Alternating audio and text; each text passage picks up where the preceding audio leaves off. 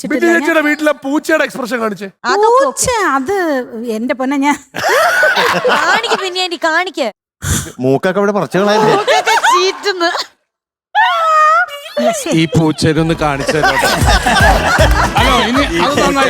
നേരിട്ട് ഹാജരാക്കണം. ദിലീപിന്റെ പടം ഒന്ന് കാണണം. എവിടെ നിന്ന് കിട്ടി കുട്ടി നിനക്ക് ധൈര്യം? ദിലീപേട്ടനോട് കുറച്ച് ചോദ്യങ്ങൾ ചോദിക്കാനുണ്ടെന്ന്. അത് ഞാൻ ചോദിക്കാം. അത് ചോദിക്കാം. ഇംഗ്ലീഷ് അക്ഷരമാലയിലെ 2 ലെറ്റേഴ്സ് ഒന്നിച്ചു കൂടിയ ഉറക്കം നിലവിളിക്കും. അറിയാമോ? നിത്യക്കറിയാം.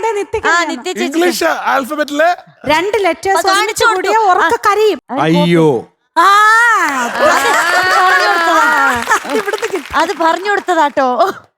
അടുത്തത് ഒരാളുടെ വീട്ടില്, അയാളുടെ വീട്ടില് വേറെ സാധനങ്ങളൊന്നുമില്ല, അയാൾക്കൊന്ന് കുളിക്കണം. പക്ഷെ അയാളുടെ വീട്ടില് ബാത്റൂം ഉണ്ടായേക്കും. ഉപ്പും പായസവും മാത്രം. എനിക്കറിയാം, ഞാൻ ചോദിച്ചതാ ഇത്. പക്ഷെ അയാൾക്ക് കുളിക്കണം. ദിലീപേട്ടന് അറിയത്തില്ല, എന്നെ ലൈഫ് ലൈൻ വിളിക്കണേ. ഉപ്പെടുത്ത് പായസത്തിലാക്കണം. അപ്പൊ പായസം കൊളാവും. അപ്പൊ കുളത്തിൽ കുളിക്കണം. ദിലീപേട്ടൻ എത്തി, ആ റേഞ്ചിന് എത്തി. ഇപ്പൊ മനസ്സിലായി. പറ്റിയ ചോദ്യങ്ങളായിരുന്നു. തെറ്റാണല്ലോ. അല്ല, പായസത്തില് ഉപ്പിട്ട എങ്ങനെയാണ് കൊളമാണത്? ആ ചളവല്ലേ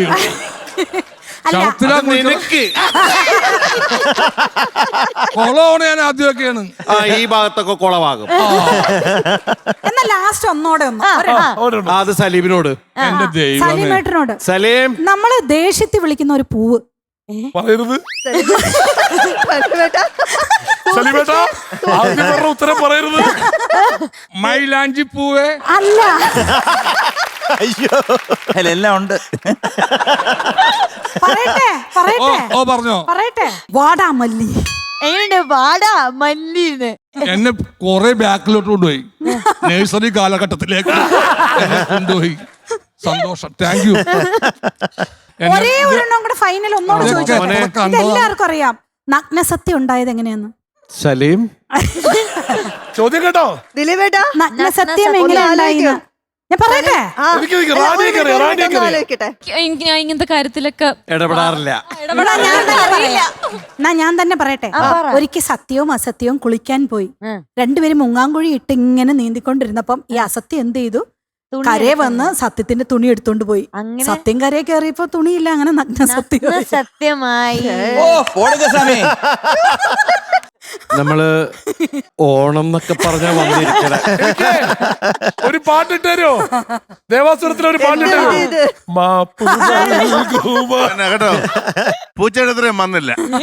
ഇല്ല, അത്ര ആ ലെവൽ എത്തിയിട്ടില്ല. ഇനിയും ചോദിക്കാനുണ്ടായിരുന്നു ദിലീപേട്ടനോട് ഒരു 10 ക്വസ്റ്റ്യനും കൂടെ. പക്ഷെ വേണ്ടെന്ന് വെച്ചതാ. അതെ, നമുക്കൊരു പുതിയ പരിപാടി ആരംഭിക്കാം.